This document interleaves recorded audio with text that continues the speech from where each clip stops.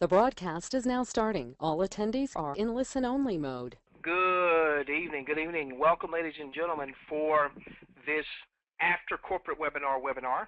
And of course, we let you know in our post, our email post earlier today, that we were going to have a webinar after the fact. I want to make sure that we are all on the same page, that we all understand that Jubi is here for the long haul. We are moving forward, and that we'll also be doing a webinar similar to this tomorrow at 4 p.m.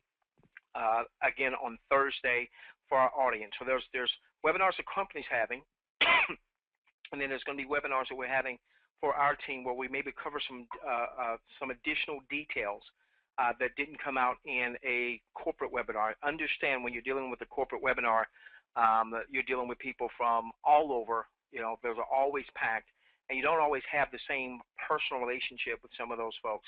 And you're also dealing with a lot of folks from a lot of different ways of building. With our intimate audience, those who've followed us for years, or maybe those who are just starting to follow us, of course, we've got a slightly different way that we do our webinars for our teams and so on and so forth. And there's certain things that we can share that's more appropriate for our specific webinars for our specific audience. So I wanted to make sure that we were able to connect tonight, and then we'll connect tomorrow at 4 p.m. Eastern. We'll connect on Thursday as well. I'm just going to take just a few introductions, then we're going to go on and get to work, because I know it's late for some of you, and some of you, actually we've been at it all day.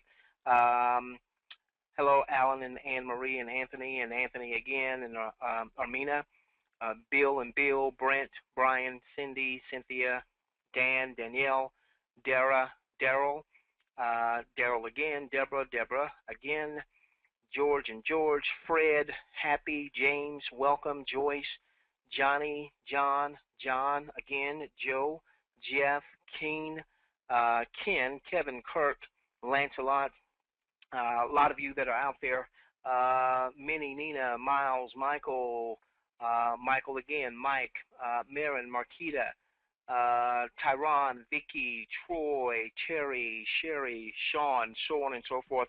Won't be able to get to everyone. Okay, I'm going to make the assumption that, one, you just came off the corporate webinar.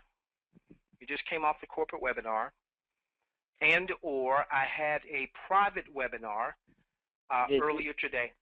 Hey, Queen, you there? Yeah, did you want this recorded? Yes. I didn't hear you there. So, yes, please do. Okay. I wasn't here. I forgot I was on the phone and not on the speaker. Okay. Anyway. Okay. I got you. Okay. Now, what I'm going to do tonight, I want to do an abbreviated version of something that I did earlier. I did a private webinar, and those of you that are building teams, if you've not built a large team before, at some point as you build your teams, what you'll have your personally enrolled, you have your team as a whole, so on and so forth, and then what you'll have kind of like an inner circle type. And it's not that you are excluding anyone or anything like that, but it's like anything else. You know, you're going to find those folks that you know are in your corner, those who are backing you, that understand who you are, understand your character, your integrity, so on and so forth. So what we did is we did a private webinar earlier today. Some people didn't agree that we did with a private webinar. Be that as it may, some of the stuff that's happening in the Skype rooms, be that as it may, we did a private webinar. I'm not going to apologize for that. We did a private webinar with our personally enrolled. I did not go out to people that I had not personally enrolled to say, hey, come to this particular webinar. There were some folks that maybe invited one or two of their top leaders as well. We wanted to kind of give you some insight as to what's been happening behind the scenes as we know it over the past few weeks. So let's go to work on this. Number one, let's go back to December 2011. I'm promoting a company called Zeek Rewards. Many of you are familiar with Zeek Rewards, and many of you know the fate, unfortunately, of Zeek Rewards. December 2011, I'm one of the top leaders in Zeek Rewards, and the COO at the time brings me on a call with another group of leaders and says, we've been talking with our consultants, we've been talking with our attorneys, we've got to make some modifications to requirements, so on and so forth. We've got to add some sales criteria. This was in December of 2011. They wanted to prep us to start to share with our teams that we needed to have some new requirements, so on and so forth. Now, I've been in this industry 19 years, and I know that anytime there is any type of compensation modification, any type of new requirement, that typically the field becomes resistant because we are people of habit. We're creatures of habit. We don't like change, even if change is good for us. All right, so December 2011, there's supposed to be some new sales criteria. We were told it was going to probably come about sometime January-ish, February-ish, that these new criteria were going to be put into place. Queen, they never put the criteria in place. And I don't know why they didn't put the criteria in place. They did have issues, and so maybe they felt like, okay, we got to put out this fire over here, so let's not put this requirement in place just yet because, you know, the field's going to be screaming and kicking and screaming because it's a new requirement. It wasn't there before, and it will be seen as, oh my gosh, now I got to go and do more than what you said I had to do. They didn't put it in place. Okay. A few months later, they said, hey, we're going to put it in place. There was another fire that came out. They had problems with the credit cards. They had problems with the banking, so on and so forth. They didn't put it in place. And now we know the end of that story. August 16th, boom, they closed down. We never heard from corporate. I understand the owner probably couldn't say anything from a legal standpoint, but we never, ever heard from anybody. An hour later, as soon as I heard that there were some challenges with that company, what did we do? I think it was an hour and a half, 2 hours later, we were on a webinar. We didn't know the answers. We didn't know what to tell folks. We just knew that we needed to have leadership and show leadership, okay? If they had put certain criteria in place, we may not be having this discussion. They didn't do it.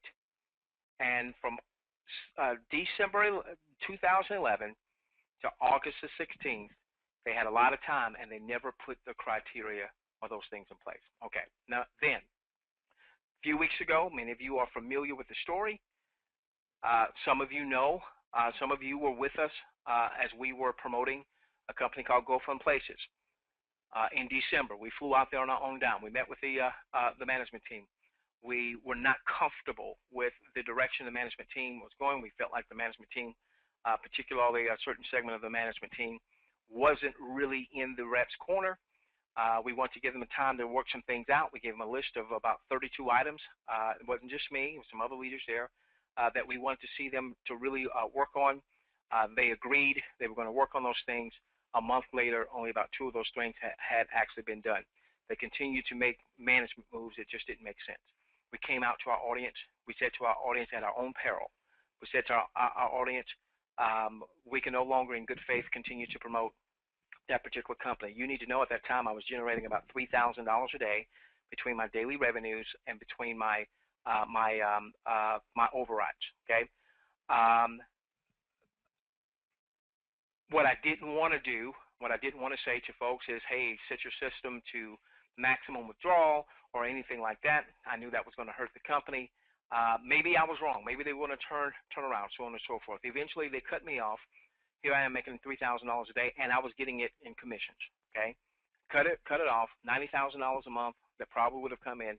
I was willing to take that risk for the team, because I didn't know things were going to end the way they did, but I just knew they weren't going to end the way I wanted them to end based on what I had seen with management. Okay, now, so what, May 1, I think it was, Queen, May 1, that company goes and they just shut off the U.S. affiliates, did not give them any hint of what was going on. The top leaders in that company, Wendy and Linton, great people, had been in the office, had driven several hours to go to the corporate office the week before. They thought the company was undergoing some new modifications to the compensation plan and or some requirements, so on and so forth. The company simply decided to pull out of the U.S., and they didn't even know it until they got a text. Okay, so when that happened, ladies and gentlemen, when Go Fund Places went away, several things happened.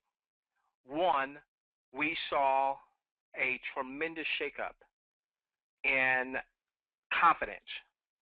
Is this company going to be around? Is this company being JubiRev, JubiMax? Is JubiRev, JubiMax going to be here? I cannot tell you the number of emails and or Skypes of people that are here that were asking that question. The people were asking that question. What is JubiRev going to do? You know, I don't want to spend the next year, the next 2 years building this thing, and this thing goes away like Zeke, or you know, what that JubiRev doesn't just pull out like GoFund Places. Queen, when was it that you said GoFund Places closed the doors? Did you say it was May 1? May 1. Okay, May 1. Let me look at my calendar here.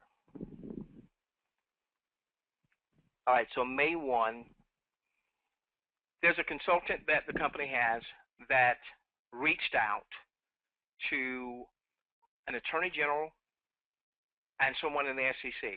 Please make sure you understand what I said, okay? The attorney general did not come to us. There's been no regulatory inquiry. The SEC did not come to us. There's been no regulatory inquiry, okay? But one of the consultants that the company has reached out to someone that they knew that was an AG and an attorney general to take the pulse, Queen, of what's happening in the regulatory industry, particularly how do they look at companies that have a revenue sharing compensation model, okay?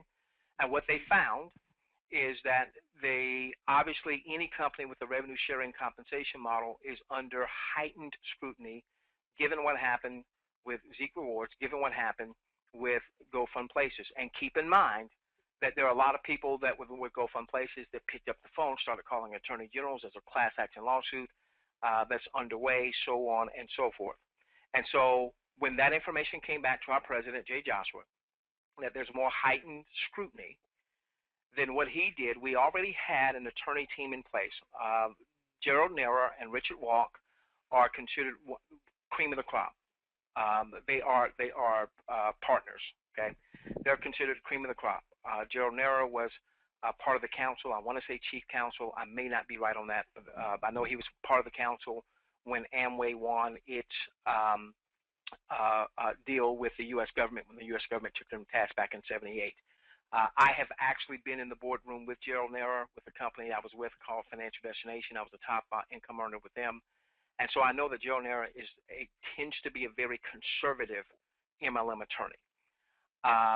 His business partner is Richard Walk, okay?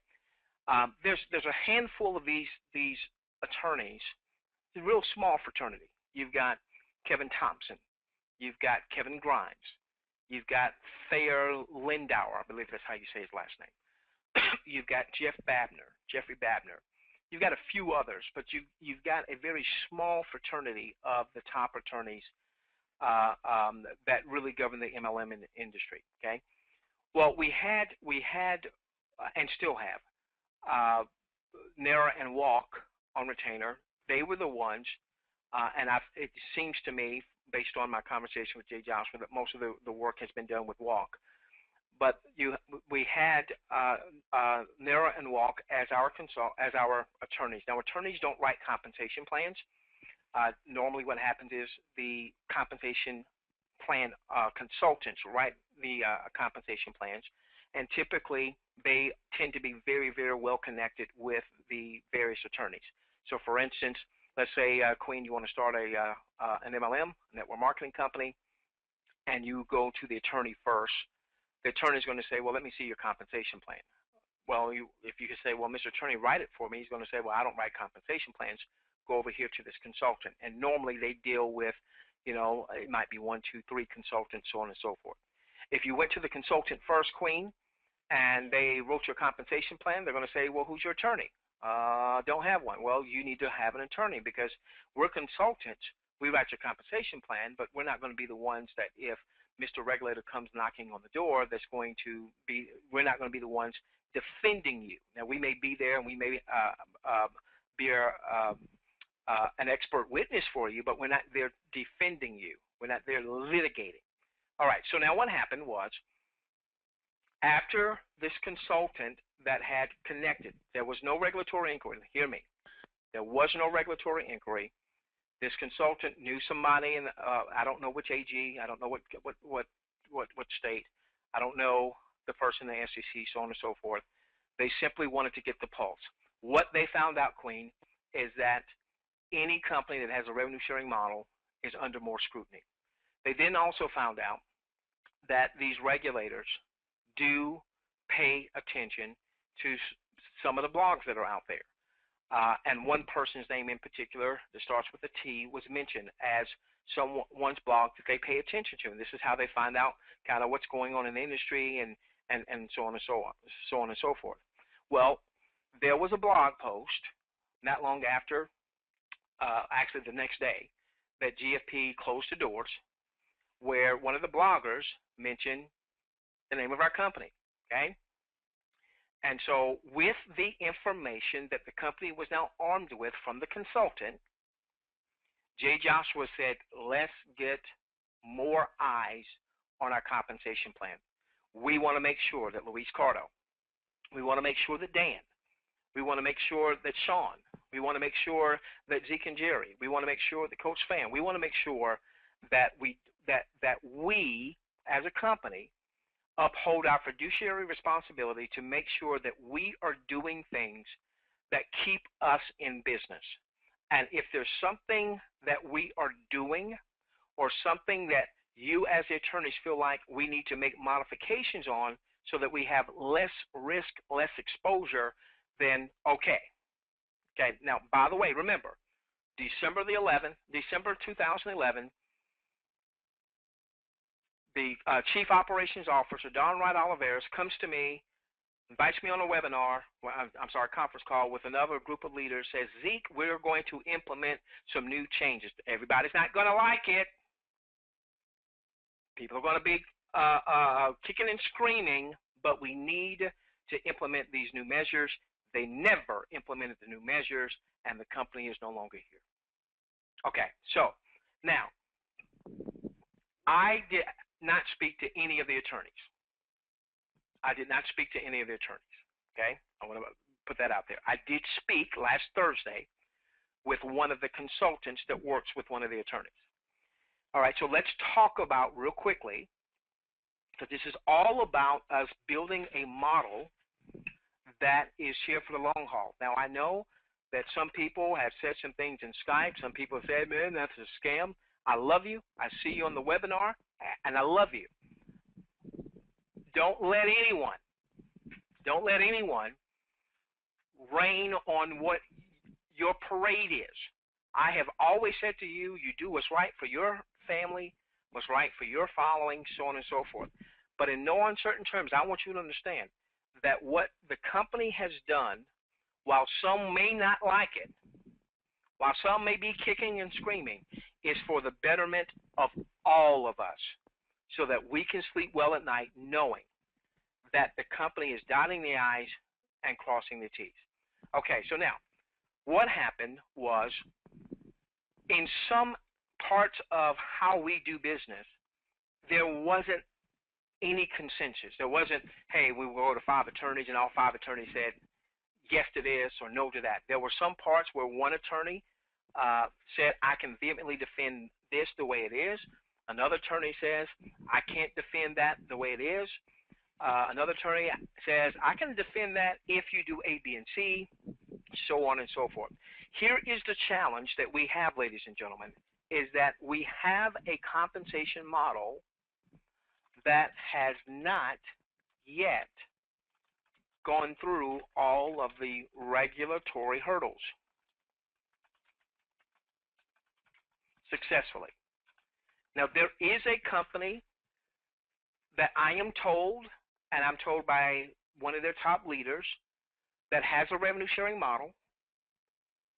I'm told that the SEC came in and looked at them for about 2 months, so I'm told, and that when the SEC left, there was no fine assessed, none of that kind of stuff, okay? I will tell you that that same leader told me that the daily rewards of that company isn't nearly what our daily rewards have been, okay? So it does seem like that there is a company that Mr. Regulator, at least one part of the regulatory staff, SEC, has come in based on what he's telling me, and that company is still here. Now, here's the bottom line. Revenue sharing, there's nothing wrong with revenue sharing. Nothing wrong at all with revenue sharing. All right? I had a webinar this afternoon. Maybe I didn't articulate some things as well as I should have articulated them. Somebody came off that webinar. Someone said to somebody, revenue sharing is dead, and then people went, revenue. No, that's not what I said. I never said that. And Queen made sure I kept coming back to make sure I reiterated that. Yes. Okay. Okay. Yes. Nothing wrong with revenue sharing. However, let me share with you some of the issues that the attorneys and consultants want us to address. Okay? Number one. Right now, people have earned points by giving away Jubi Bucks. Whether or not those Jubi Bucks were used, people were earning points. Now, again, you've got multiple attorneys. They never came onto a conference call together, what have you. And you've got some of the attorneys that said, we really want it to be where the points are only given if the Jubi Bucks are used. Okay, so here we go, Queen. You gave away 400 Jubi Bucks, right? Right now, you give away 400 Jubi Bucks, what happens? You get 400 Jubi points. Now, one of the attorneys says, I want to see you change that. Now, this makes sense to me. One of the things that the SEC said when they came in with Zeke and so on and so forth, they said only 1/4 of 1% of the bids sold in the whole system were ever used. I don't know those numbers to be true. I certainly don't have 100% faith that if the government said it, then that means it's true. Do you remember the weapons of mass destruction? But that's another discussion, okay? But here's one of the challenges. There is no case study that any of the attorneys can look at and say, Mr. Regulator came to XYZ company, and XYZ company, whether they were giving away Jubi Bucks or whether they were giving away bids, they gave away so many bids and 13% of those were used or 25% of those were used or what have you, and we're okay with that. There's no case study for that, Queen. None. There's no case study. So there is no consensus, Queen, that, hey, if you have 5% of your Jubi Bucks used, you're cool. If the company has sold over time, 1 million Jubi Bucks, or whatever 5% of that happens to be, you're cool. That's been actually used by customers. Or if the company has sold $10 billion worth of Jubi Bucks, 5% of those have been used. There's no consensus on what that number needs to be. So one of the attorneys actually wants it to be that the points actually walk. Now wants us to make a modification where points are only derived when the Jubi Bucks you gave were actually used. So, Queen, if you gave someone 400 Jubi Bucks, you didn't earn 400 Jubi points. If you gave someone 400 Jubi Bucks and that person used 122 Jubi Bucks, then you earned 122 Jubi points. If you gave 400 Jubi Bucks away and they used 217 Jubi Bucks, you earned 217 Jubi points. That was what Walk now wants. Is that slightly different than a couple of months ago? Yes, but what has happened since we launched JubiRev, Jubi Max? What has happened since we started paying our daily rewards? What happened on May 1st? Another company in the revenue sharing model went down. And were there companies prior to GoFund Places that launched or attempted to launch in the latter part of 2012 that are no longer here today? Yes. So do you see the heightened scrutiny? And we have said all along, this model is undergoing an evolution. We've said that all along. We have said that all along. This model is undergoing an evolution. And even right after the fact that GFP went away from the U.S., Mr. President's on a webinar on a Monday night. He never mentioned the name of the company. He said, we may have to change a requirement here or call a bonus something different there or what have you, but I'm going to do whatever we have to do to make sure that we are here for the long haul. Okay, so now, there was no consensus, Queen. There was no consensus. Now, going back to what Mr. President said, what makes us compliant? Well, what was the spirit of the compensation plan to start with? Is it in the realm of the law? Well, the spirit of JubiBucks has always been to be able to provide sampling, what Mr. President is called virtual sampling, so that people can try the product, hopefully like the product, and come back and make purchases again. Company does an audit, Queen, wanted to see what percentage of JubiBucks had been sold, had been actually used by customers. And I don't know what the numbers are, okay? I don't know if it's 20%, 10%, 3%, I don't know, okay? I do know that the company wasn't pleased with that. And remember, one of the things that the SEC said about Zeek Rewards is only 1/4 of 1% of the bids were ever used. I can tell you, for instance, Queen, and I am coming to be the first at the Jubi altar, particularly when I saw on the webinar people saying I have an 80% quality score. Someone had a 97% quality score. My focus, Queen, has been so much on building, other than, obviously I've had a lot of family issues with my wife's illness, but my focus has been more on building the team and recruiting and what have you, that I've not picked up the phone to reach out to my sister, who really should at least try the weight loss product, no disrespect to my sister, or to my brother-in-law, who also has a pot belly, who should try the weight loss product, or my sister-in-law, or what have you, all right? Because I've just been focused on building. All right? Yes, we've been able to give away JubiBucks, and many of the cases, the JubiBucks that we were giving away came from things on the internet with those people. I don't have a connection, so if they got the JubiBucks, doesn't necessarily mean they use them. I've had some people use the JubiBucks, but not as many as I would like. Okay, so now, Queen, if someone has 10,000 JubiBucks they've given away, and they've generated 10,000 points, and they've had little to no JubiBucks used, is that in the spirit of what was intended with the JubiBucks? No. No. And is that J. Joshua Beisel's fault? No. Now, I got 100,000 plus points, Queen. When I went through, and he told me yesterday about the quality score, he ranted and raved about Dave with a quality score. And he said this, Queen. He said, T. Lamont, I don't want to embarrass you. And I said, uh-oh, what's my score? And he said, well, I'm not going to embarrass you. You just go back. And you know who I had to look in the mirror? You. Ain't nobody's fault. But listen, if my quality score isn't where it should be, I can't blame. If I blame someone else, I will tell you that that is a habit that does not lead to success. If it's to be, it's up to me. Lamont? Yes, Queen. Mine is almost 20%. Good for you. Okay. All right. Okay. Yeah.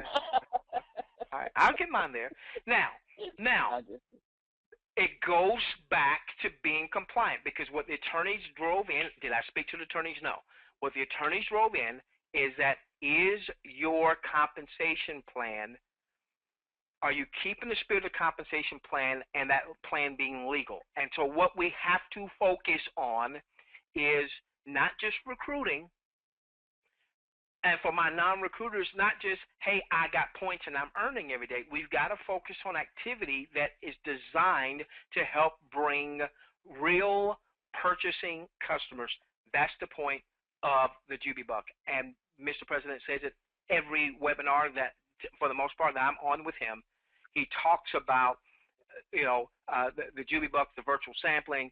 Hey, try my product. I'll let you try it for free. I'm so confident I'll let you try it for free. All I ask is that you will let me know in a few weeks your real results. Give me a testimonial, and if you like the product, consider buying it. That has always been the spirit. Now, here's the challenge, Queen, that we have. We never had to worry about that. We never talked about that in Secret Rewards. We didn't talk a lot about that, maybe towards the end at Go Fun Places. So unfortunately, we've got a culture of people that have come to Jubi that come from the revenue sharing world where there was very little that had to be done, but we now know very little having to be done would mean that you get shut down at some point. Or you have people that come from the high yield investment program world thinking, oh, okay, I buy Jubi Bucks and I earn 2% a day or what have you. That's got to go away. And if it means that some current people that may even be on this webinar that I love dearly don't see what we're trying to create and you decide you need to go, I bid you heaven speed. But I'm not here, Queen, for short-term anything. I'm not here for a short-term anything. When I told our audience, ladies and gentlemen, I want this to be my last stop, I meant it. Okay? All right, now, so there's no consensus on what percentage of the Jubi Bucks need to be used. More than one attorney, I know Walk, being our existing attorney, now wants it to be where points are derived only when Jubi Bucks are used, as opposed to you buy Jubi Bucks, you give them away, and whether they use them or not, you get points. Okay? Queen, there will be other ways the company is going to introduce where people can earn points for effort, not just the result of having the customer. But in those points that people will be earning, it will not be a situation where they purchase Jubi Bucks. Here's the challenge here, okay? You can earn points. Okay? What we've got to make sure is that people aren't purchasing points. Meaning, oh, I made a purchase, and now I got my points, and I'm earning right away. That's going to be problematic. You can earn points. So, for instance, in time there'll be some smaller ways that Joe Average, Susie Average can earn points even if they haven't purchased a lot of Jubi Bucks, so on and so forth. You can earn points. The DLB is not going anywhere. I do want to reset your expectation, however, on the DLB, okay? Because there is going to be a part, now this is what we now know, this is what we thoroughly know. There were a couple of attorneys that felt like being able to commission Jubi Bucks, as we currently do, there were a couple of attorneys that felt like this gave us more exposure. And let me tell you a little bit about how these attorneys work, Queen. Once upon a time, I was a part owner of a network marketing company. Unfortunately, we didn't quite make it. We were around for a couple of years, and we really didn't make enough money for it to be worthwhile, and so eventually we cut our losses. All right, but when I was a part owner of a network marketing company from 2006 to late 2008, our attorney was Jeffrey Babner. He would be a part, he'd be one of these, I don't think our company went to Babner, but he'd be one of these folks maybe in the top 10, if you will. All right, now with Jeffrey Babner, one of the things that he would tell us as a company, we had a nutritional product, he would say, you know, I'm going to tell you how you can structure how your compensation plan, although he didn't write the compensation plan, but how you can present it, what you can say that gives you the least amount of exposure. He said the problem is the least amount of exposure, it may be so restrictive that you have a hard time bringing promoters to you and you may not be able to stay in business. He said, now I'm going to show you a reasonable amount of exposure. A reasonable amount of exposure is if Mr. Regulator comes, I feel confident that I can address this, we can deal with this, and this doesn't become an issue for you. And then I'll share with you what gives you the biggest exposure. Now, usually the biggest exposure allows, the reps like that better because they don't have as many handcuffs. There are not as many shackles. What they can say, what they can do, there's not as many restrictions. However, it does present much more exposure. Okay. Many of these attorneys, and again, I have not spoken with Nero or Walk. I've not spoken with Kevin Grimes was one of the attorneys. Thea Lindow was one of the attorneys. I've not spoken with any of these guys. Okay. All right. So I'm going from my conversations with J. Joshua Beisel. Many of these attorneys, they don't just come out and say, this is black and this is white. They talk in terms of exposure. Doing this gives you more exposure. Doing that reduces your exposure, reduces your risk. Okay? In many cases, they don't talk in black and white because there's always it's a moving target. There's a moving target as it relates to this industry. Sometimes they're basing things on case law. There's not necessarily a book that says, hey, you got to have this, and you got to have that, and you got to have this. Okay. Now, here's one thing that we are aware of. A couple of the attorneys are concerned about commissioning out on JubiBucks. A couple of the attorneys see the JubiBucks as a sales aid, and as such, you can't commission out typically on a sales aid. A company can't commission out on brochures. A customer can't commission out on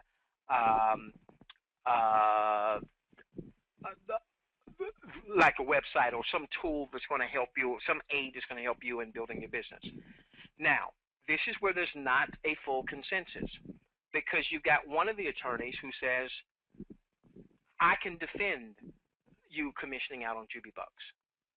I can vehemently defend you commissioning out on JubiBucks. You've got a couple of the attorneys who say, I think it's a sales aid, and as such, I'm going to have a hard time being able to defend that. And then I think you've got another attorney who says I can defend it, assuming A, B, or C happens. And I don't know what A, B, and C happens to be. I wasn't there with on those conference calls. Okay, now here's the challenge, Queen, with the attorney who says I can defend vehemently you commissioning out JubiBucks. You want to know what that challenge is? Queen, you still with me? Hey, okay. That particular attorney, I'm told, is older and not necessarily in the best health. So J. Joshua had a decision to make. Here's an attorney who said, I can vehemently defend the commissioning out of JubiBucks. And we may not have to defend that for a year or two or three. Don't know when Mr. Regulator is going to come. Do know, based on what the consultant said that dealt with the SEC and the AG, that any company with this model is under heightened scrutiny. So, Queen, that could mean that Mr. Regulator may come sooner than when he would normally come with a traditional MLM company. Okay? And so, what do? Do we commission out on JubiBucks because we've got an attorney who says I can vehemently defend that when that attorney is older and may not be in the best health? Would he be healthy enough to defend it? I don't want to speak sickness on him or worse than that, but that's so question. So here it is, Queen. Here we go. Okay. When I talk to J. Joshua about this, he says this a lot when he and I talk. I have a fiduciary responsibility, he says, to make sure, even if some reps are not happy with a change or modification we have to make, I have a fiduciary responsibility to the whole to make sure that when people go to bed at night, they can wake up in the morning with a reasonable expectation that my company is going to be here, because they're doing the right things. And so, Queen, what you're going to begin to see is what we've been selling as JubiBucks. John comes aboard, He purchased 2,500 Jubi bucks. We got a commission, didn't we? Yeah. Attorney said that gives you more exposure. We can still do it, but we're more exposed. We can still do it, but we're more exposed. Okay? Here was another piece, and this is the big one to me. Now, this one I talked not to an attorney, but last Thursday, I talked probably about 40 minutes. I was three-wayed in on with the compensation plan consultant. Okay? Right now, Queen, when you are paid your daily rewards, a certain amount of that goes immediately into Jubi bucks, doesn't it? Yes. All right. Now you can set yourself to receive 60%, but that means at least 40% goes into Jubi bucks. Many of us have had our system set on 0, or maybe even 10%, or what have you.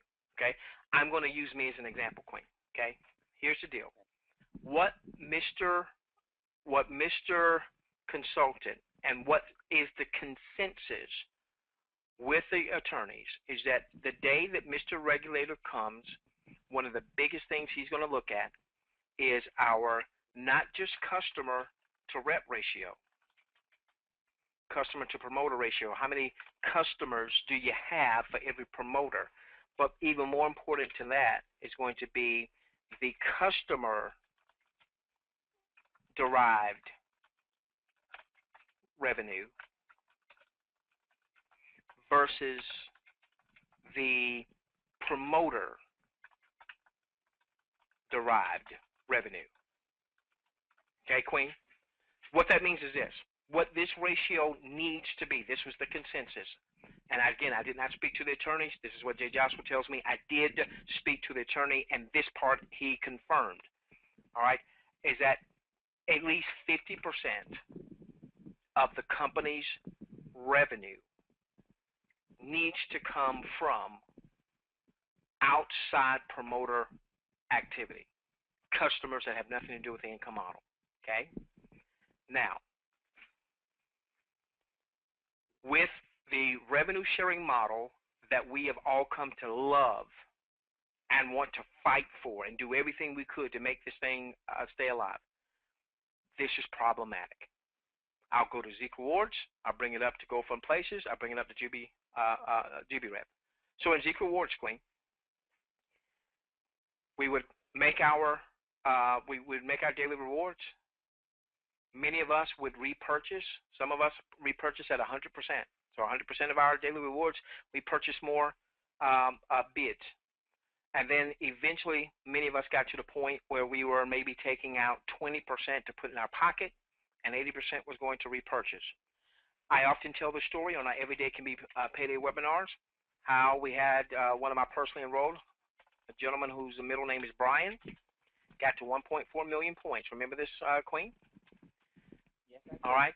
And we show an example of if he just earned 0.0125 as a reward that day, you know, what that could mean. Of course, just helping people understand how this model works. And it comes out to about $17,500. He would also make about $2,500 in commissions himself for the day, Queen, for the day. Okay? So it was nothing for him to make $20,000 a day. Those are real numbers. Those are real numbers. Now, he typically would repurchase 80% of whatever his commissions and daily rewards. He repurchased 80% of that. 20% he put in his pocket. Now, this becomes problematic. Why? Because what that means is that $16,000 a day was revenue coming from a promoter purchase. That means for the company to have at least 50% of its revenue coming in from customer sales, the company would have to offset that by $16,000 a day in customer sales. Now, when Zeke died, Queen, we never got the full story. Management didn't say a word. I understand the owner probably couldn't from a legal standpoint. But we never got the full story. I talked with one of the consultants that helped them with their compensation plan. My question to them was, is the model broken? Is revenue sharing completely broken? Or Does it have life and they just didn't dot some I's and cross some T's? He said it's not broken. There were some things they didn't do. There's some things they were advised to do. They didn't follow, so on and so forth. That consultant started doing some consulting for GoFund Places. That's how I found out about GoFund Places. I talked to that consultant. Okay, said revenue sharing is not dead, but certain things need to be done. I don't know how much of that GoFund Places did or did not do. But when I talked with this other consultant I'm talking about, I talked about on Thursday, was not the same consultant that I talked about with Zeke or what have you. One of the things he said is that the customer-derived revenue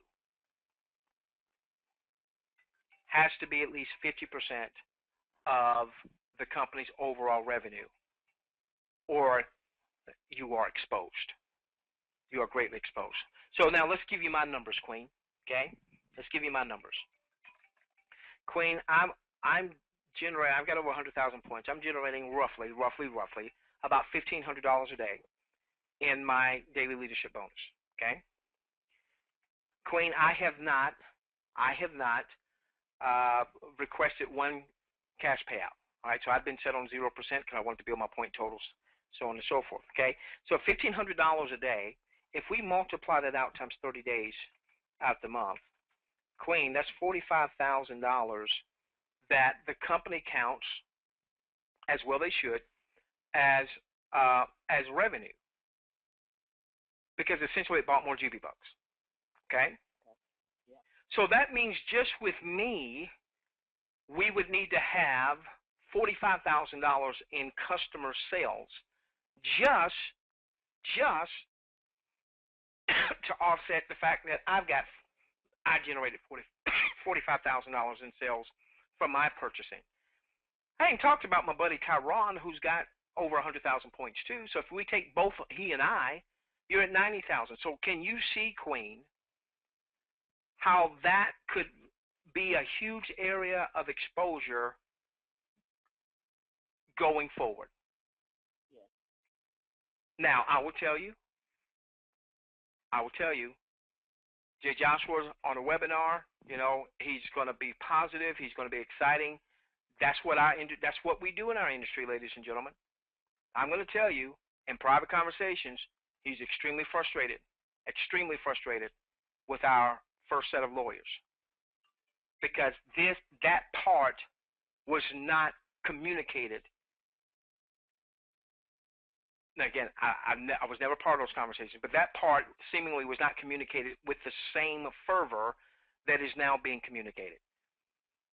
So with these things, all right, this is what the company is doing to make sure we can all sleep at night. And we've got a company that's going to be here for the long haul. Okay? So Jubi bucks will not be commissionable. Jubi bucks will not be commissionable. Instead, Queen, there will be some packages that people will be able to purchase as they come aboard. That's where you're going to hear about some of these bonuses on next week, okay?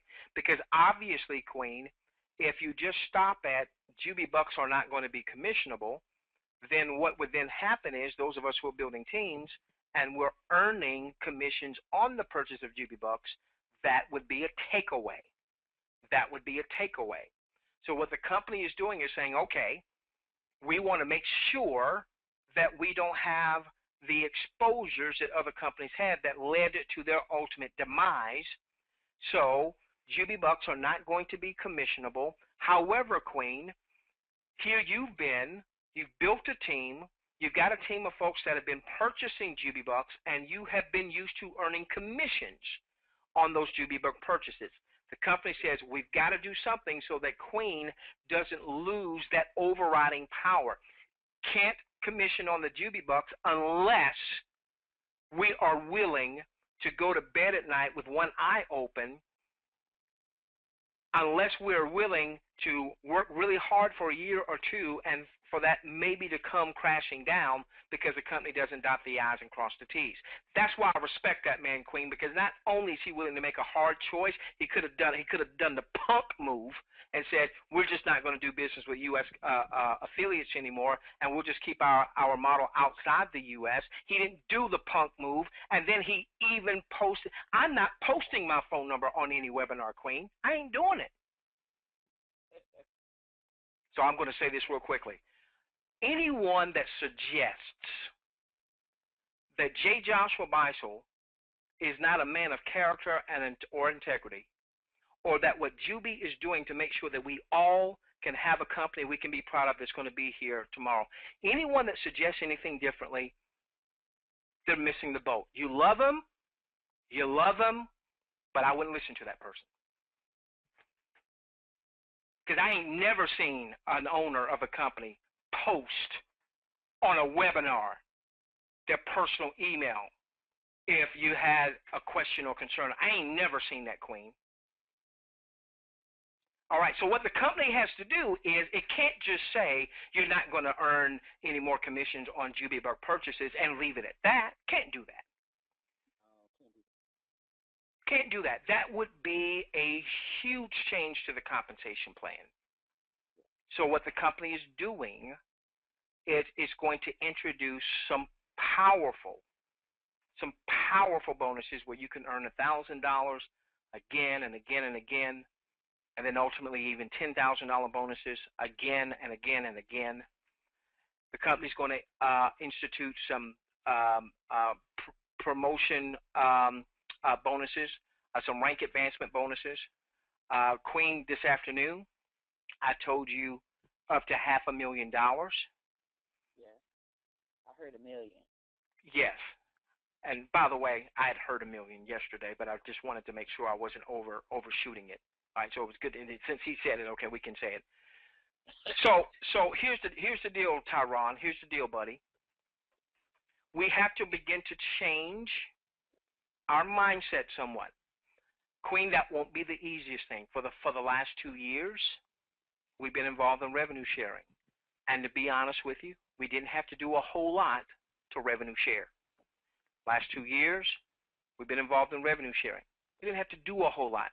You know, customers, okay, get some people to sign up for free. Let's go to a third-party service, and, you know, maybe they were real leads, maybe they weren't. Who cares? Just give me my points.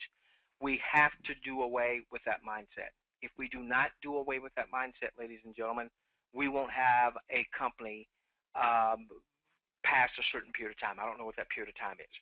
Okay. So, Queen, yes. I know this was a lot to take in today, and it may take a few more days for this to really settle in. But once it settles in, and once you understand I know some of the bonuses, I don't know them well enough to do any training on them or what have you. But once you hear the bonuses, how they're going to work, how you can earn them again and again, the whole purpose of the bonuses, Queen, is to make sure that people are in a position where they can generate some good money today. They can generate some good money right now. When those bonuses are paid out, Queen, when you earn a $1,000 bonus, that's going to be paid straight to your eCash. Queen, you're not going to have to take that $1,000 eCash and go and buy, 800 Jubi bucks. No, you take that $1,000 eCash and take the $1,000 if you want. Now, let me say this, Queen. People will still be able and will still be encouraging folks to buy Jubi bucks. Here's going to be the difference, Queen. Here's the difference. Jubi bucks we're still going to use as a sales aid. We're still going to use to offset the price of the initial product order of a customer. We're still going to use that to hopefully give away a free sample of a product or two or what have you to get that in that customer's hands. Will we be commissioned out on that? Say it with me. No. No. So, Queen, here's how this is going to work. The day of me going out recruiting John Smith and saying, John, come and purchase 2,500 Jubi bucks, those days are going to be gone. It's not going to benefit as a promoter, as a builder, for me to have John purchase 2,500 JubiBucks. The company's not going to be able to commission that out. So what the company's going to do is John's going to be able to come aboard and purchase one of a couple of different packages. That package is going to release commissions. When John purchases that package, if he's in the USA or if he's in Canada, because shipping to USA and Canada for the most part is not an issue with our products, he's going to get a product pack. All right, he's going to get $500. There's going to be a $499 package. There's going to probably be a smaller package than that. There's going to be a $12.50 package. If they do the $499 or does the $12.50, guess what? He's going to get $499 worth of products, or $1,250 worth of products. Okay. From the traditional side of MLM, most of us are kind of used to that. The company's going to pay some bonuses on that, and when you have enough of those, 6 sales in what we will call your max team, you'll learn about all that next week. Then when you have 6 of those, whether you're the ones that enrolled that person that purchased that package, or whether somebody else did in what we call your max team, every 1 of those, Queen, you're going to get a $1,000 bonus. So if you got 6 this week, you got a $1,000 bonus this week. If you got 12 this week, you got a $2,000 bonus this week. If it took you a month to get 6, if it took you 2 months to get 6, $1,000. Now, Queen, for every 100 of those types of packages that are sold, or every $65,000 in volume in what we call your max team, Queen, you're going to get a $10,000 bonus. There'll be some people who will buy a $500 package. There'll be somebody who will buy a $1,250 package. Okay, that bonus income is going to offset the fact that the company cannot pay commissions on JubiBucks. Now, Queen, so will JubiBucks go away? Say it with me. No. No. No. Okay. How will JubiBucks be used? What's going to happen when I bring on John Smith and he purchases one of those packages? We're going to get a commission when he does that. That's going to help us as we build up enough sales in what we call our max team. It's going to give us out a $1,000 bonus and $1,000 bonus and $1,000 bonus. By the time, Queen, you hit the $10,000 bonus, you would have earned 16 of those $1,000 bonuses on your way to your $10,000 bonus. So when you earn the $10,000 bonus, you actually would have earned at least $26,000 in total bonuses on your way. Okay? And then guess what? When you get the $10,000 bonus, you do it again. $1,000 bonus, 1,000, 1,000, 1,000, 1,000, 1,000, 1,000, 16 times, 10 grand. 1,000, 1,000, 1,000, 1,000, 1,000, 1,000, 1,000, 16 times, 10 grand, so on and so forth. Okay. All right, so now, this is how I'm going to, when I bring John Smith aboard going forward, how I'm going to have him doing the JubiBucks. John comes aboard with $499 package. He comes aboard with maybe a smaller package. If he doesn't have the resources, he comes aboard with a $12.50 package, whatever. Okay. I'm going to say, hey, John, you want to purchase some JubiBucks? These are like sales aids. These are going to help you get more customers. So, you know, if you got an extra $50, $100, purchase $50 or $100 worth of JubiBucks. Not $2,500. Why, Queen? Because what I want John to do is purchase $50 to $100 worth of JubiBucks. I want him to give those 50 to 100 JubiBucks to someone who's going to actually use them. John, purchase 50 to 100 JubiBucks instead of 2,500 right now. Purchase 50 to 100 JubiBucks. Give those JubiBucks away to someone who uses them, and then you get points. So guess what? There's still the daily leadership bonus. John's still going to be able to earn points. And you know what was so interesting on tonight's webinar, Queen? You know what's so interesting? Many of the people that reported I have a quality score of 50, 60, 70, 80, somebody said 97%. Some of these people I know. And some of these people I know are not big recruiters. So instead of them having gone out focusing on recruiting large teams, guess what they did, Queen? They got JubiBucks into the hands of people that would use them. What I did is I focused on building the business. And so I didn't focus on, hey, let's make sure this person uses the JubiBucks. So now what that tells me is that our Joe and Susie averages will probably find it easier to give JubiBucks away and have those being used than they may be recruiting a whole team right now. All right? Now, here's the thing. What they're going to learn to do is when they get JubiBucks used and customers, and those customers have a good experience, then they're going to learn, as they're going to be taught, they're going to learn how to try to get this new customer who's excited about the products to upgrade to come and join us in the business.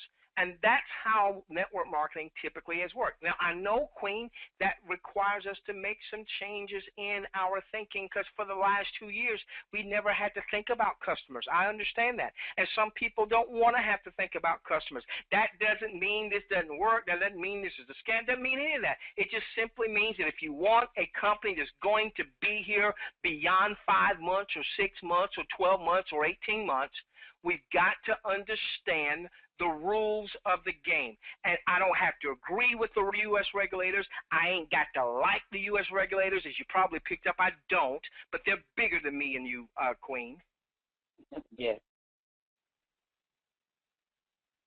So what's going to happen, ladies and gentlemen, is JubiBucks aren't going to be commissionable.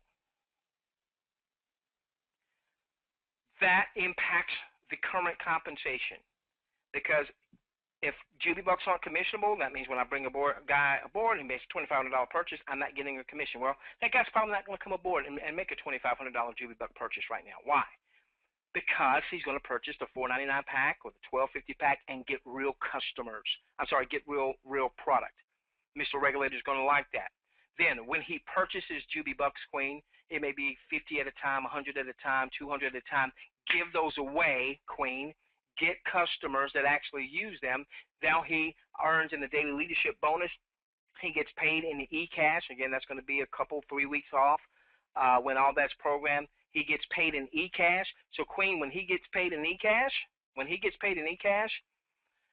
if he wants to request that out as commissions, take it out, man. Take it out. If he wants to take a portion of that and buy some more JubiBucks to give away, because he's already proven that she's able to give away JubiBucks and have them used, fantastic. And you know what we now start to get rid of? People who think that I purchased JubiBucks as an investment.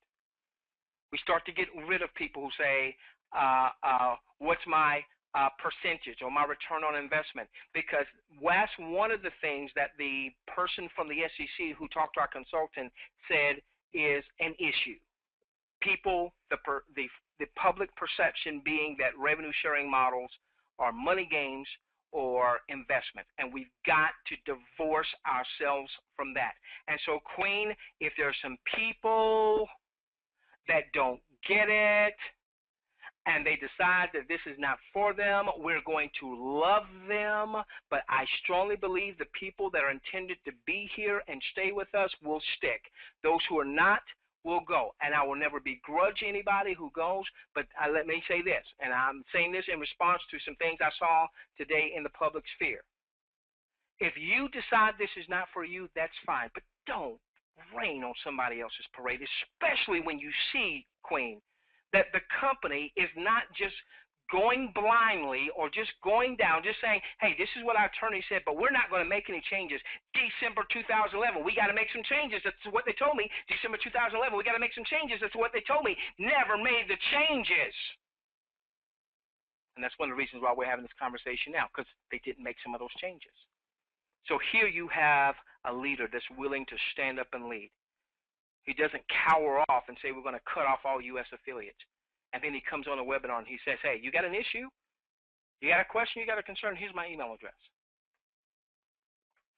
Here's my phone number.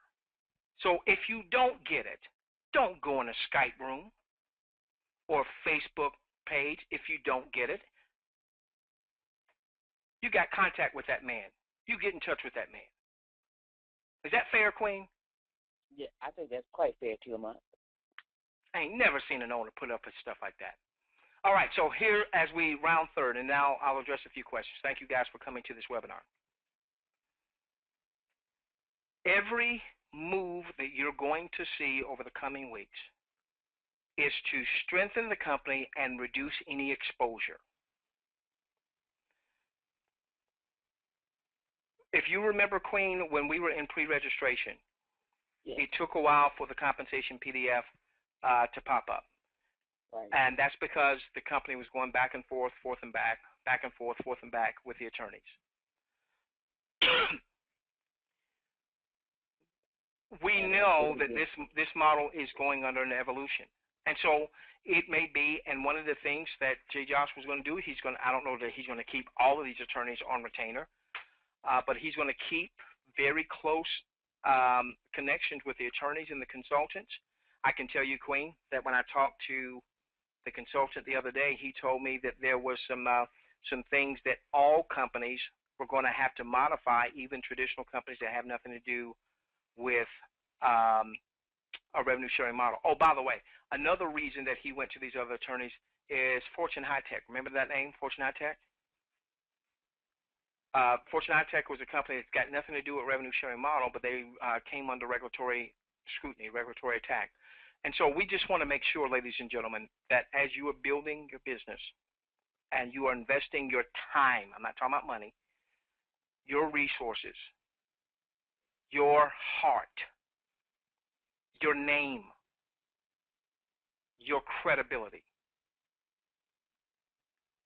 that we know, we have a reasonable expectation that Jay Joshua is doing what needs to be done with his team and attorneys and so on and so forth to make sure we're here for the long haul. Let me finish with this and I'll get into some questions and answers. Okay. Someone asked me today, they asked me a very good question. They said, T. Lamont,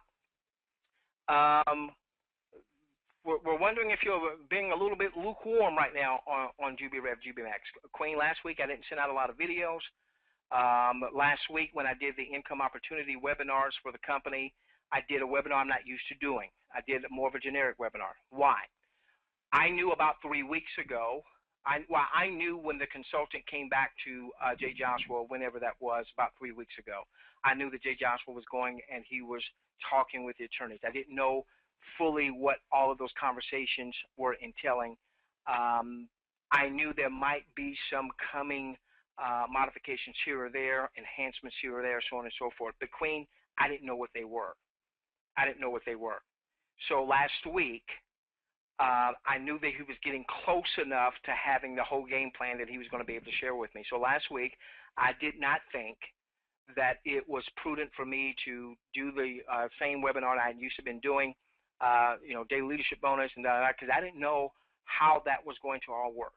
Okay. I did not know about the $1,000 bonuses and all those. I didn't know that until yesterday.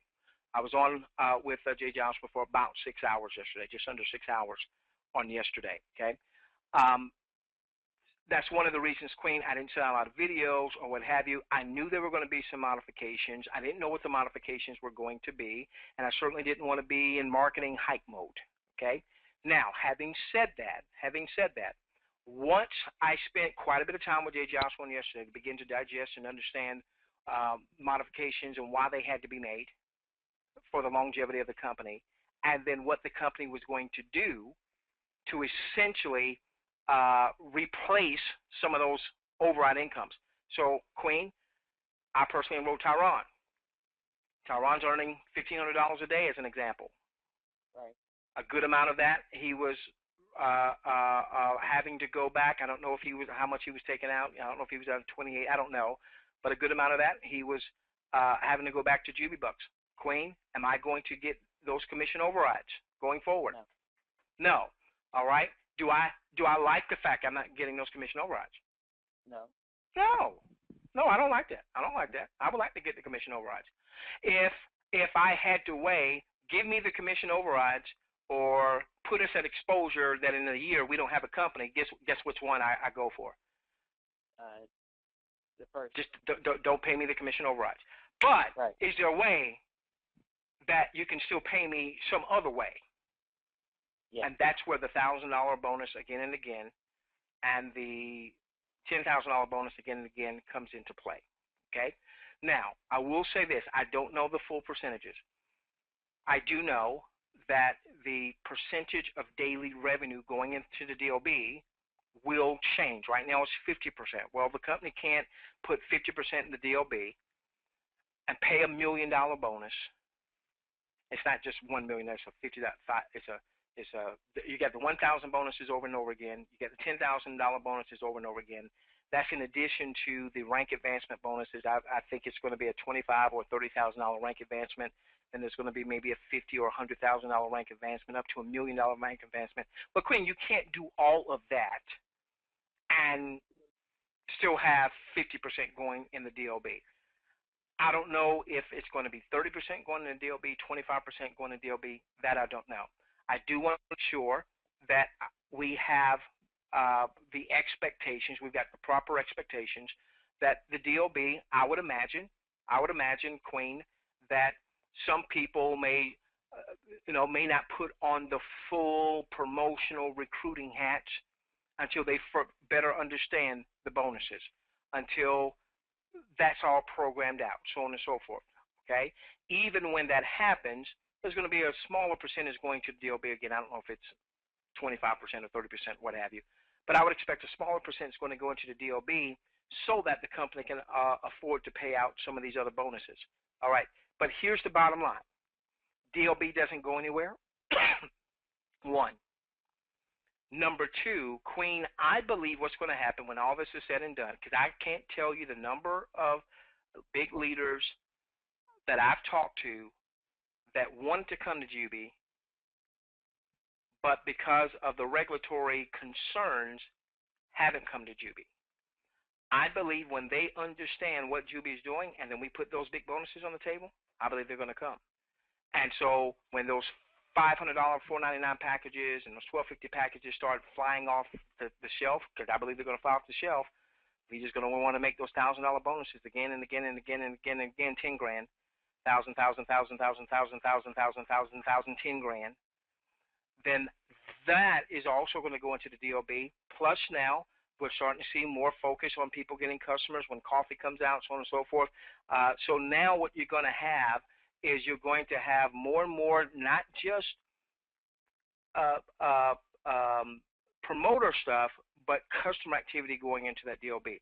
But I just want to prepare you, Queen, that you may not see 0.013, 0.0132, 0.0135 in your DLB right now. I don't know what it's going to be. I have no idea. But I want to just prepare you for that, okay? So we're going to lower the expectations on that. We want to make sure people aren't looking at that as an investment. It is not. We want to make sure that people understand the company's doing everything to make sure that we're here for the long haul. Make sure, Queen, that you understand that I ain't going nowhere. I am 100% committed to Jubi. And Queen, be honest, I don't want to have to start over again, ever again. I'm tired of that. I'm tired of that. Right. I am too. Okay. All right. Okay. So with that being said, I'll stick around optionally for 20 minutes till 1 o'clock my time, and then we'll call it a night. Answer as many questions as I possibly can.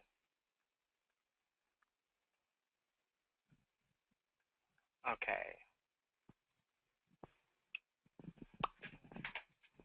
Congratulations, Joe has a quality score of 40.81. Good for you, buddy. Give me a moment. Okay, someone is asking about your daily ad being placed. Guys, remember, let's go back just a moment. Give me just a moment.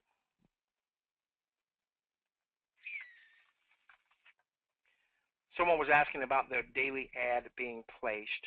And bear with me, please.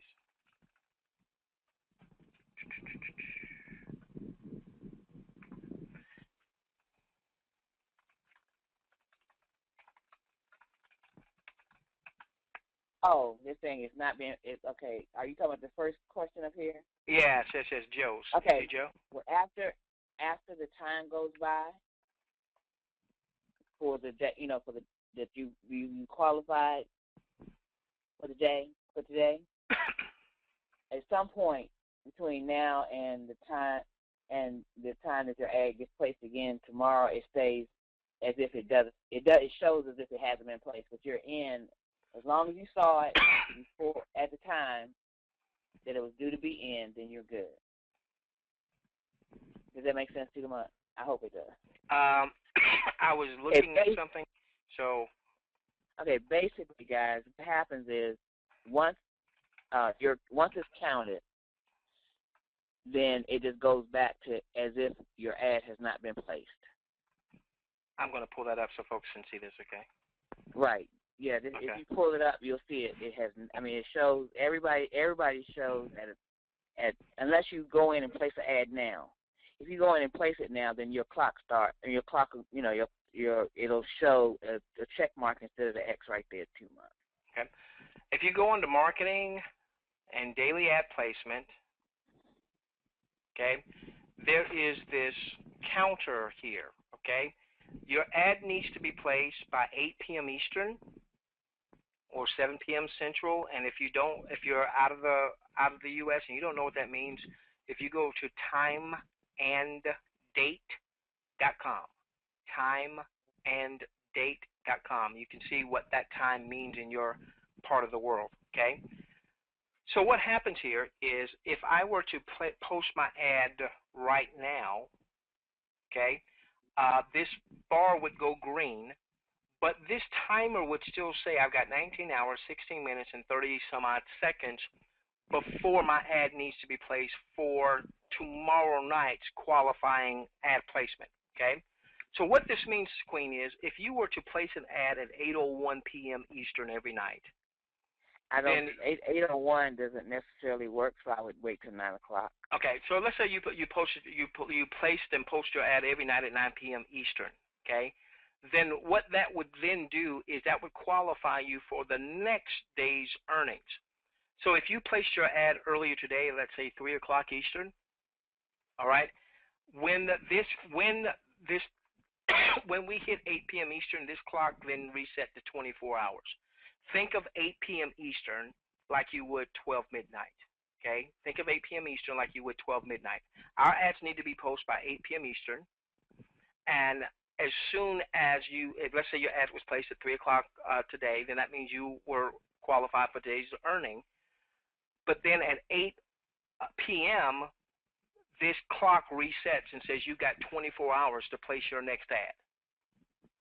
So tomorrow at 8:01, it's going to reset and say you've got 24 hours to place your next ad, okay? So if you went in here right now and you see that you've got an X there that says your posting has not been verified, well, that doesn't necessarily mean it wasn't verified earlier today. If you go back and you take a look and see if your ad was posted, daily ad placement, go under daily ads history, it's going to show you where you told the system your ad was placed and posted for the day. Okay. While we're there, let's make sure, and I don't know if this question's in here, probably is. Let's make sure that we understand this. All right. In your back office, under corporate overview, this is where you can download the compensation plan PDF. In your corporate overview, your compensation plan PDF. This is where it's going to show you what your requirements are as they relate to your outside customer sales. Everyone has a 60-day grace when they come and join with us. And by the way, that's been there for quite some time, okay? Everyone's got a 60-day grace. If you have less than 25,000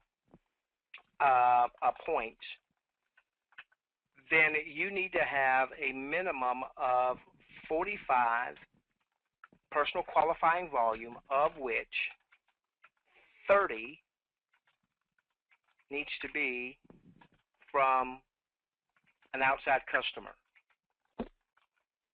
Okay?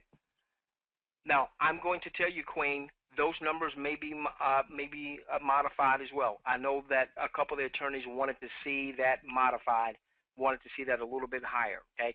I don't know that that's going to happen anytime soon. I don't know when that may happen. I just know, again, there's not necessarily a consensus. There's like 4 or 5 attorneys. A couple of them want to see it higher. I don't know if that means a couple of them were cool with that. Don't know what that number happens to be. All right, so now, here's the deal, Queen. Here's the deal. Here's the deal. All right? If you don't have CV, customer volume of 30, Queen, call your mama. Mama, I need you to make an order for me. $30 so I can qualify. Do what you got to do, guys. $30. $30, okay? $30 US dollars. $30 US dollars. All right. Now, if your point totals are 25,000 or more, then your requirements are 260 PQV, of which 60 comes from outside customers. This will almost certainly be revisited. That's 60. I know one of the attorneys didn't like that number. Okay. And again, Queen, if a requirement has to be changed or modified, understand that's being done to lessen reduced exposure. Zeke Rewards, for whatever reason, never instituted their sales criteria. They knew that there were going to be some folks kicking and screaming if they had made some of those changes. For whatever reason, can't tell you why, they opted not to make those changes, and they're no longer here. So, Queen, let me tell you what I learned from that. We had people making more money than they never made before. We had people that never made any money that were making money. Even if they had instituted some qualifiers that people didn't like, people would have cried and screamed. They'd have talked junk in Skype. They'd have talked junk on Facebook. They'd have talked junk on Twitter, so on and so forth. But at the end of the day, guess what most people would have done? Gotten the requirements met. Right. Because at the end of the day, hear me, Queen, at the end of the day, when all is said and done, we now know that if you're going to have a legitimate revenue sharing compensation plan, you can't just buy bucks, buy bids, what have you, give it away to a customer who never uses it and earn forever, never, never. We know that can't happen. We got to do a little bit more, Queen, than maybe what we've done over the last couple of years. But it's still a far less than what you've had to do in traditional marketing companies. Far less. All right. Okay. Queen, did you see any questions? Okay. He just said he placed another ad at 11:30. He got it. He got it. Good. Safe. Good. Just to be safe, but it didn't change the it didn't change the color, I guess. It still says his ad is not verified. So I haven't done mine this late at night. I just know that it changes to red, and then in the morning it changes to green when the ad is placed after 8 o'clock.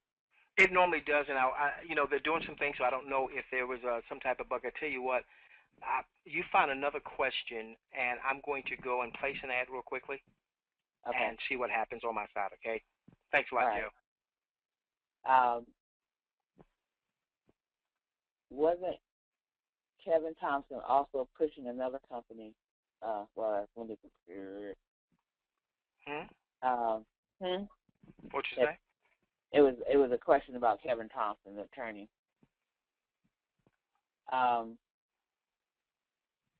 Kevin Thompson is not one of the attorneys that. No. Not, okay. Okay, got you. Not for us. I mean, he would. Okay, I got you, Shelly, but I don't know if we want to deal with that right now.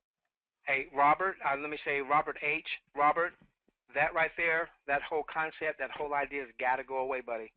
That whole concept has got to go away. That's from an investment standpoint, that's got to go away. I appreciate what you did there, but that's got to go away. People, Queen, people should not, forever and ever, amen, going forward in Jubi, people should not be purchasing Jubi bucks and looking at it as an investment and putting in a spreadsheet and saying, well, it needs to get this per that, or the purpose of Jubi bucks is to help us get customers. Yes, if I give Jubi bucks away and the customers use those Jubi bucks, I'm going to get Jubi points and I'm going to earn. The daily leadership bonus will be one way, one of several ways that everyone will be able to earn. One of several ways, okay? So, no one should look at the DOB as an investment. We've got to rid our culture of that. I respect what you did, and I appreciate you, Robert, but we got to make sure we get rid of that as a culture, okay?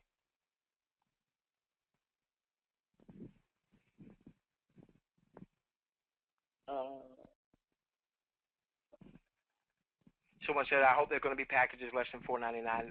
Yes, Shelley, there will be, but $4.99 will probably be the sweet spot where a lot of people, and keep this in mind, Queen, I'm going to tell you, after 2 years of being in the revenue sharing space and people coming aboard with 2,500 and 5,000, 10,000, so on and so forth, we're not going, most people aren't going to be doing that now, obviously. But you know what, Queen? Selling a $1,250 package after selling a $10,000 package is going to be so simple, or a $500 package, especially when people thoroughly understand, as a new person thoroughly understands, how that's going to help them, not only with products, but then that's going to help them get promoted quicker so they can have their own max team and they can start getting those $1,000 bonuses again and again and again. Okay?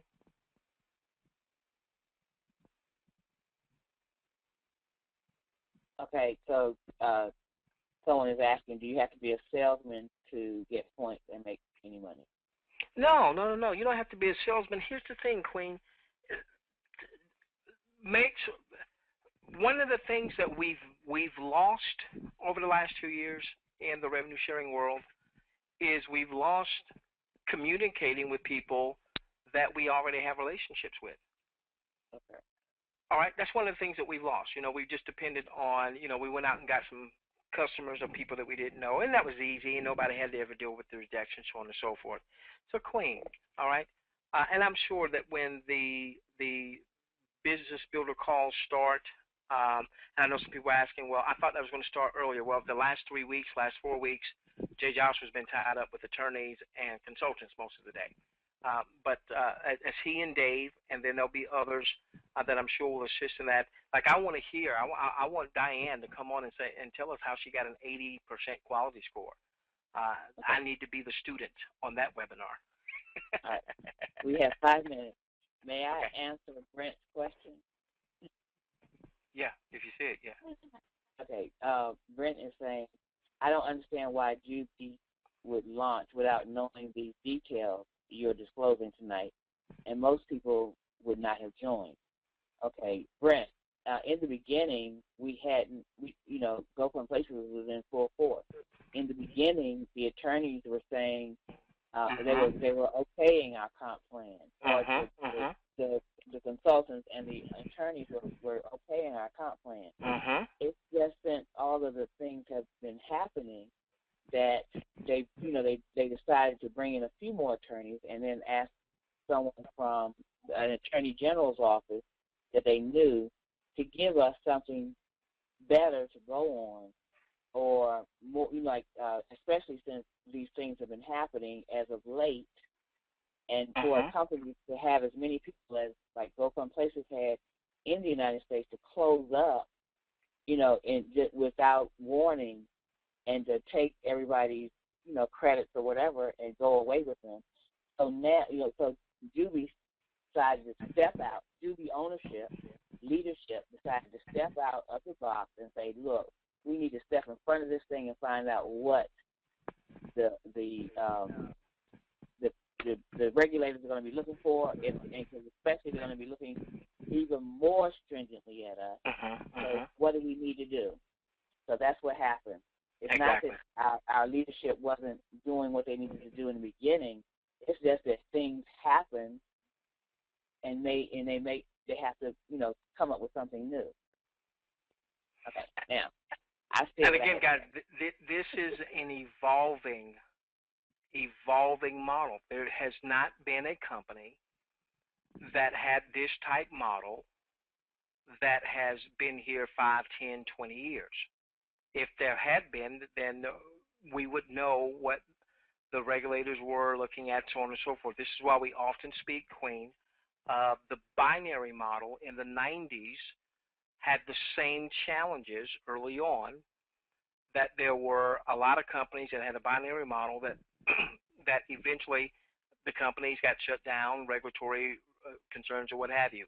And little by little, the attorneys and the consultants back then started figuring out what the regulators didn't like, what the regulators wanted to see, and they started constructing the binaries with that in mind. But there would be adjustments here or adjustments there.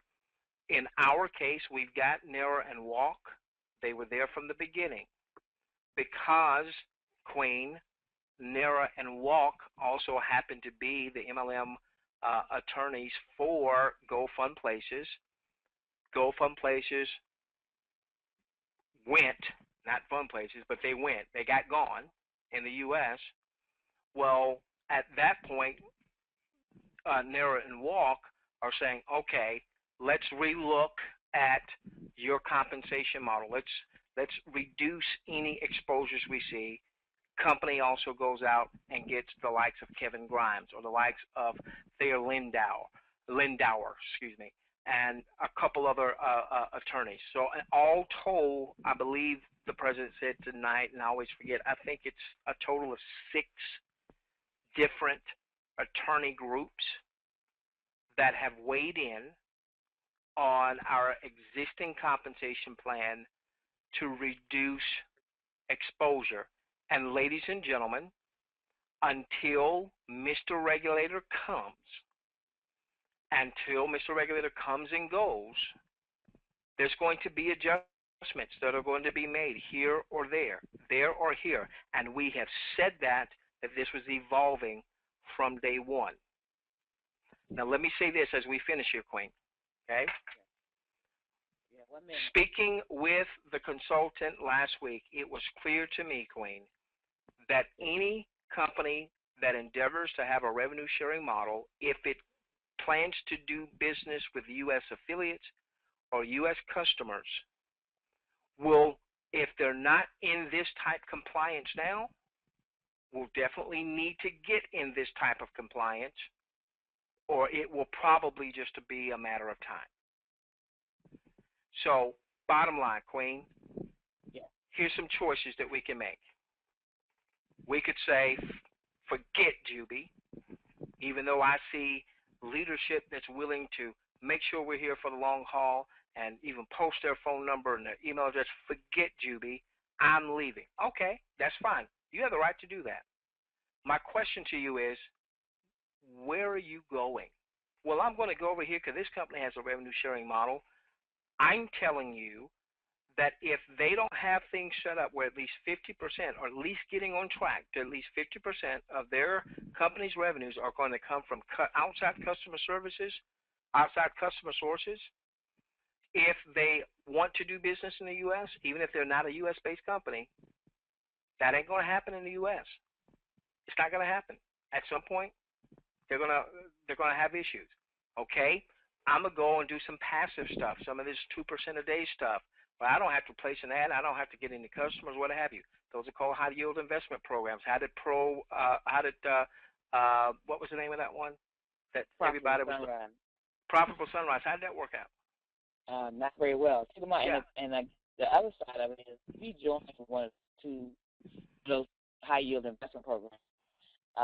It might last a day. It might last 6 months. It might even last a year. But we saw where are you going to be and where I'm going to be if somebody to come along and go with you. Yeah. I know people have positions in some of those and whatever. I've had positions in some of those from time to time, but I did not promote it because I knew what it was. I did not promote it. Or 3. Well, let me go over here to traditional MLM company. All right, great compensation plan. They've been around. Fantastic. Just understand it's going to be your traditional MLM, and if you're cool with that, go for it. We're not telling anybody to stay at Jubi.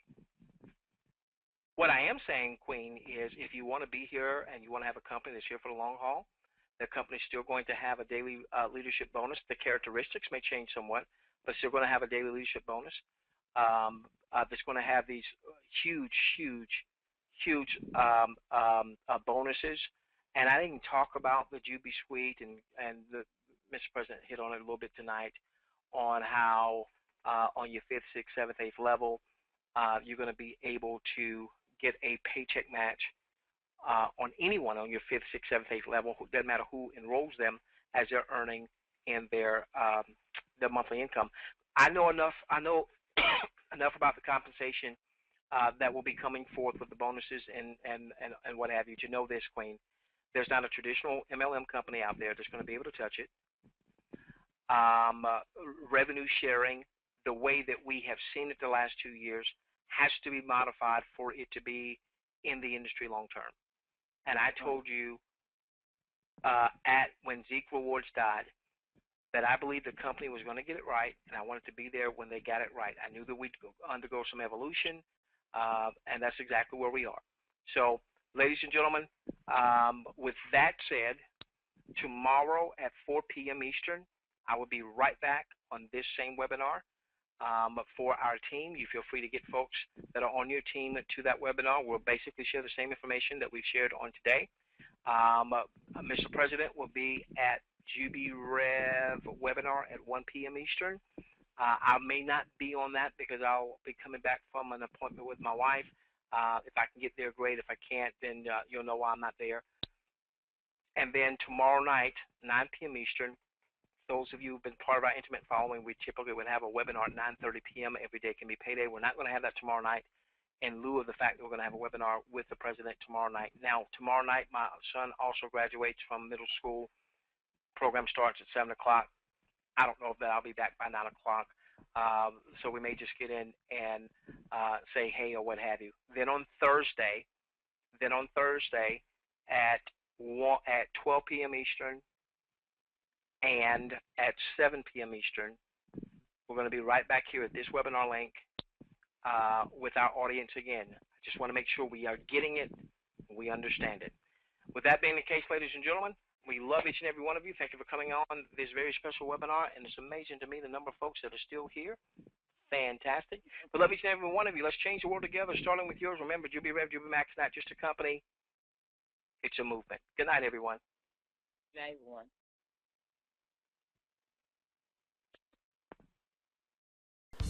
So that's it for now. If you have any questions, please get back to the person that shared this video with you, or you can send a support ticket from your JubiRev back office.